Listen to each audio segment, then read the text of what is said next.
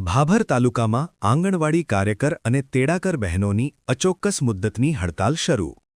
વિવિધ માંગણીઓ સાથે બહેનોએ મામલતદાર કચેરી સુધી રેલી યોજી આવેદનપત્ર પાઠવ્યું. પગાર વધારો અને સરકારી કર્મચારીનો દરજ્જો આપવા માંગ સાથે આંદોલન તેજ બન્યું છે. ભાભર તાલુકા આંગણવાડી કાર્યકર સંઘની પ્રમુખ ધર્મિષ્ઠાબેન દવેએ જણાવ્યું કે અમારી પાસે સરકારી કર્મચારી જેટલું જ કામ લેવાય છે, પરંતુ માનદ વેતન આપવામાં આવે છે. હાઈકોર્ટના નિર્દેશ મુજબ ત્રીજા અને ચોથા વર્ગમાં સમાવેશ કરવાની માંગ પણ ઉઠી છે. મોટી સંખ્યામાં બહેનો એકત્ર થઈ ચેતવણી આપી છે કે માંગણીઓ પૂર્ણ ન થાય ત્યાં સુધી આંદોલન ચાલુ રહેશે.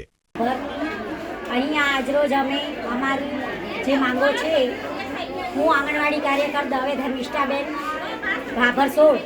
આજે અમારી જે માંગણીઓ છે કે જે હાઈકોર્ટે ચુકાદો કર્યો છે અમારો 24,800 એ અમને મળે એના માટે જ છે. અમારે સરકારશ્રી સામે કોઈ અમારી કામગીરીનો કે કોઈ વિરોધ નથી.